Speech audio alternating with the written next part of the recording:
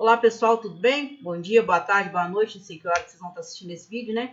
Pessoal, estamos aqui para a nossa terceira mini aula, tá? Do módulo 2, continuando falar sobre termoquímica. Hoje nós veremos a classificação dos processos, tá? No que diz respeito ao calor absorvido ou liberado num processo, esses processos podem ser classificados de duas formas, como endotérmicos ou exotérmicos. Tá, joia? Espero que vocês gostem do conteúdo e que de alguma forma esse material auxilie aí no estudo de vocês. Bora lá então para a nossa mini aula. Bom, falando sobre a classificação dos processos, nós já vimos que existem dois tipos de processos. Os processos químicos, que são as reações químicas, e os processos físicos, que são as mudanças de estado físico, tá? Bom, e com relação ao calor, ou seja, a energia envolvida nesses processos, né? Quanto ao calor envolvido, então, numa reação química ou numa mudança de estado físico, esses processos são classificados em dois tipos principais. Nós temos os processos exotérmicos e os processos endotérmicos. Na mini aula de hoje, nós vamos ver o que é cada um desses processos e como a gente faz para poder identificá-los, tá joia? Bom, o que seria um processo exotérmico? Pessoal, processos exotérmicos são aqueles que envolvem a liberação de calor, ou seja, uma reação química ou uma mudança de estado físico que ocorre o quê? Liberando calor, tá? Um exemplo é a combustão, né, de qualquer coisa. Como eu disse, combustão é queima. Então, imagine aqui, por exemplo, a combustão de uma vela. Fui lá, acendi uma vela, né? Começou a queimar a parafina ali da vela. Isso é um processo exotérmico. Por quê? Porque está liberando calor, né? Tanto que a gente observa que quando a gente acende a vela, né, essa chama ali, essa combustão, a gente observa que aquece, né, o ambiente ali ao redor. Então, o processo exotérmico são aqueles que liberam calor, tá? E o contrário, né, processo contrário, os processos endotérmicos são aqueles que absorvem calor, tá? Por exemplo, quando a gente está fazendo o cozimento de um alimento, quando eu estou, por exemplo, assando uma carne, né, estou grelhando ali um bife, como é o caso aqui do exemplo, o que eu preciso? Eu preciso fornecer, eu preciso aquecer aquele alimento para ele poder cozinhar. Então, o cozimento dos alimentos é um exemplo de processo endotérmico, tá? Porque eu preciso fornecer energia para que o alimento seja cozido. Então, exotérmico são processos que liberam calor, endotérmicos são processos que absorvem calor. Só lembrar, exo significa para fora, libera. Endo significa para dentro, significa que absorve calor. Tá joia? Bom, então vamos falar sobre os processos exotérmicos, tá? Como eu disse, os processos exotérmicos eles ocorrem com a liberação de calor, ou seja, a entalpia dos reagentes vai ser maior que a entalpia dos produtos, tá joia? Eu começo com muita energia, termino com pouca energia. Exemplo, a queima de um palito de fósforo, a queima de uma fogueira, né, de uma madeira numa fogueira, por exemplo. Toda combustão é um exemplo de processo exotérmico, tá? Porque toda combustão, ou seja, toda queima, ela sempre vai liberar calor, tá? Bom, mas como é que a gente faz para poder reconhecer um processo exotérmico? O que caracteriza um processo exotérmico? Eu já sei que ele libera calor, mas em termos de interpretação, como que eu posso reconhecer que aquele processo é exotérmico? Basicamente por três formas diferentes. Eu posso reconhecer que um processo é exotérmico graficamente, ou seja, eu vou ter um gráfico como esse daqui, tá? Que observando esse gráfico, eu vou observar, olha só, que eu comecei a reação, ou seja, eu tenho um reagente lá em cima de energia e terminei a reação, ou seja, os produtos lá embaixo. Então, significa que ao longo desse processo ocorreu o quê? Liberação de energia, tá? Nós vamos ver na próxima aulinha como é que a gente interpreta esses gráficos, tá? Mas por hora, basta vocês entenderem que uma das formas que a gente pode ter para poder reconhecer um processo como exotérmico é por meio de um gráfico, ou seja, graficamente.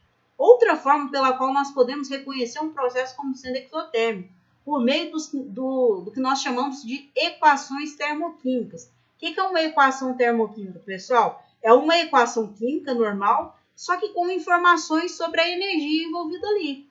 Com a informação, por exemplo, do ΔH ou da quantidade de calor que foi absorvido ou liberado, tá? No caso dos processos exotérmicos, a quantidade de calor que foi liberado, né? Bom, vamos ver aqui algumas formas que a gente tem de representar um processo exotérmico por meio de equações termoquímicas. Primeira forma, ó, imagine que eu tenho uma reação ali, que eu tenho um reagente A sendo convertido num produto B. Uma forma que eu tenho de representar essa reação química é por meio desse tipo de equação aqui, ó. Eu vou mostrar o reagente, né, menos a quantidade de calor aqui, dando o produto. Olha aqui, ó, é essa primeira equação aqui como exemplo. Então, eu tenho aqui a reação entre H2 mais O2, liberando 68,3 quilocalorias, formando água, tá? Então, a reação exotérmica, eu tenho aqui, ó, a energia que foi liberada aqui com sinal negativo no reagente, tá? Uma segunda forma que eu tenho de representar uma reação, né, um processo exotérmico, é dessa forma aqui, ó. Eu tenho o reagente, coloco o produto depois da setinha, mais calor. Ou seja, o valor do calor aqui, só que agora com sinal de positivo, né? Para indicar que aquele calor ele foi perdido durante o processo. Olha aqui, ó, a representação desse segundo caso. Então, eu tenho aqui os reagentes na minha reação, o produto, e aqui depois do produto eu tenho mais 68,3 quilocalorias, que significa o quê? Que após a reação foi liberado 68,3 quilocalorias de calor, tá joia?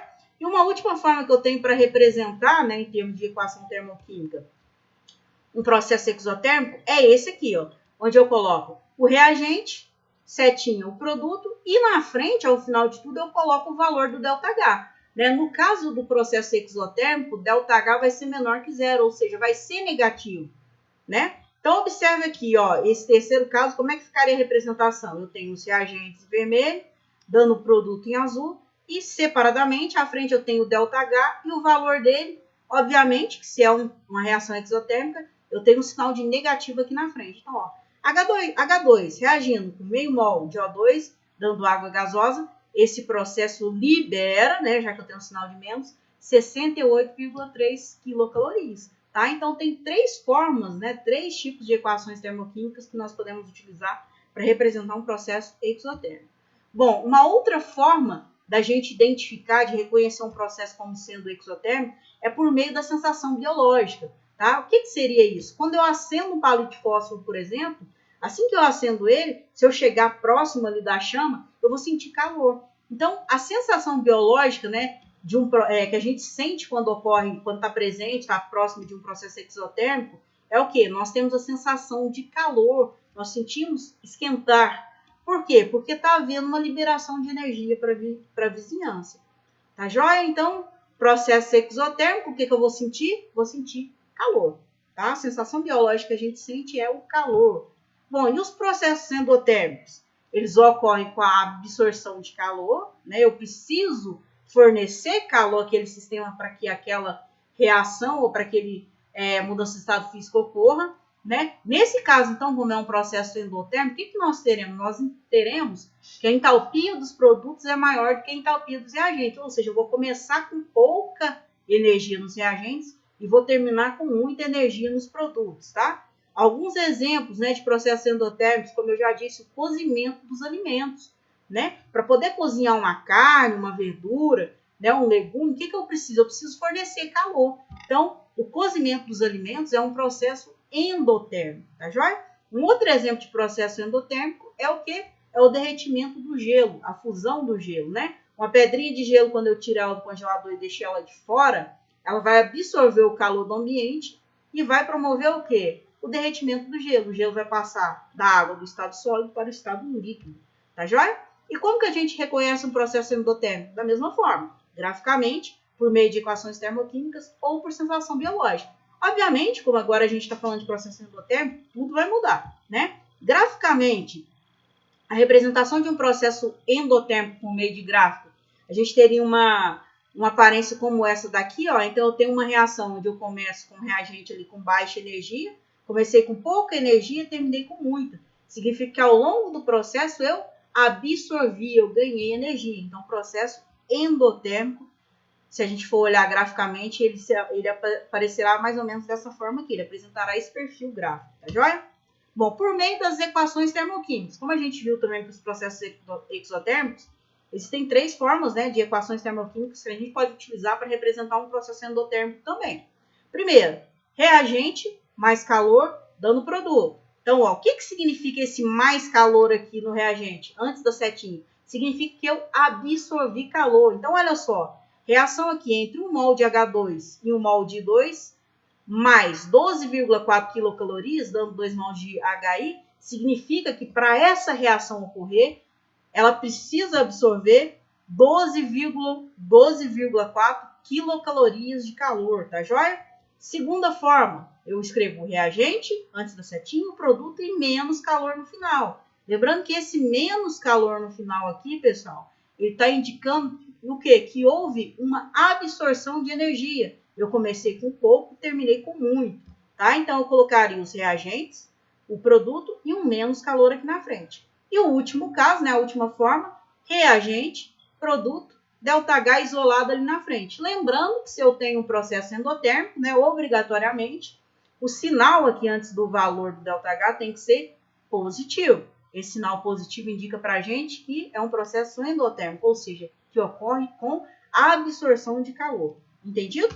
E posso reconhecer um processo como sendo endotérmico também por meio da sensação biológica. Se lá no caso dos processos exotérmicos, né, eu reconheço ele quando eu sinto calor, ou seja, queimei um palito de fósforo e eu vou sentir calor. No caso dos processos endotérmicos, vai ser o inverso, né? Diante de um processo endotérmico, a sensação que nós teremos é de frio, tá? Por quê? Porque haverá absorção de energia para a vizinhança. Quando eu, por exemplo, pego uma pedrinha de gelo na mão, né, e fico com ela ali na mão, eu sinto frio por causa do gelo, obviamente, mas também por quê? Porque o gelo está absorvendo o calor da minha mão. Então, se ele está absorvendo o calor da minha mão, eu vou ter uma sensação de frio. Tá joia? Então, o processo endotérmico, nós reconhecemos ele por meio da sensação biológica de frio, ok? Bom, e para finalizar, quando a gente está falando de mudanças de estado físico, ou seja, fenômenos físicos, né, nós vamos observar que existem fenômenos físicos, existem mudanças, né, de estado físico que ocorrem com a absorção de calor, ou seja, são endotérmicas, e existem outros processos que são exotérmicos. Só relembrando, pessoal, um fenômeno físico é aquele que não altera a composição química da matéria, ou seja, eu não tenho a formação de novas substâncias. Eu tenho apenas o quê? Uma mudança de estado físico. Então, vamos ver aqui, ó, nós sabemos que existem 3 estados físicos da matéria, o estado sólido, líquido e gasoso, e variando temperatura e pressão, a matéria ela muda do estado sólido para o líquido, do líquido para o gasoso, do gasoso para o líquido, do líquido para o sólido, do sólido direto para o gasoso, enfim. Tem essa transição entre os diferentes estados. E nós observamos o seguinte, ó, todos os processos que estão indo aqui da esquerda para a direita são processos endotérmicos. Por exemplo, passagem do estado sólido para o líquido, fusão, derretimento do gelo, por exemplo, é um processo endotérmico. Tá? A passagem do estado sólido para o estado líquido só vai ocorrer se eu fornecer energia. Não é isso? Para o gelo derreter é preciso que ele pegue energia do meio ambiente, né, do ambiente, para poder derreter. O mesmo ocorre com a vaporização. Ó. Para eu transformar, para eu fazer com que a água líquida passe para o estado gasoso, eu preciso fornecer energia. Tá? E o mesmo acontece aqui no caso da sublimação. Para eu passar uma substância do estado sólido direto para o estado gasoso, é necessário que eu forneça energia para ela. Então, resumindo, são processos endotérmicos a fusão, a vaporização e a sublimação. Esses 3 são processos endotérmicos, ou seja, ocorre com a absorção de calor. Agora, se eu faço o caminho inverso, eu vou da direita para a esquerda, ou seja, quando eu estou passando do estado gasoso para o líquido, né, que é a liquefação ou condensação, é um processo exotérmico. Quando a água, por exemplo, passa do estado gasoso para o estado líquido, ela libera energia, libera calor. O mesmo acontece quando a água passa do estado líquido para o estado sólido, tá? Quando a gente coloca a água líquida lá para congelar no congelador, é um processo o quê? Exotérmico, tá joia? E o mesmo vale para a ressublimação, que é quando, né, a substância, a matéria, passa do estado gasoso direto para o estado sólido. Então, olha só, indo, né? Fusão, sublimação e vaporização são processos endotérmicos. Voltando. Ressublimação, liquefação e solidificação são processos exotérmicos. Tá joia? Para o gelo derreter, eu preciso fornecer calor. Agora, para a água, né, líquida se transformar em gelo, não preciso fornecer calor. Pelo contrário, vai haver uma liberação de calor, porque é um processo exotérmico. Bom, pessoal, era isso para a mini aula de hoje. Espero que vocês tenham entendido, né, tenham gostado aí, e que esse material de alguma forma auxilie no estudo de vocês. Tá joia? Eu fico por aqui então. Até a próxima mini aula. Tchau, tchau, pessoal. Até mais.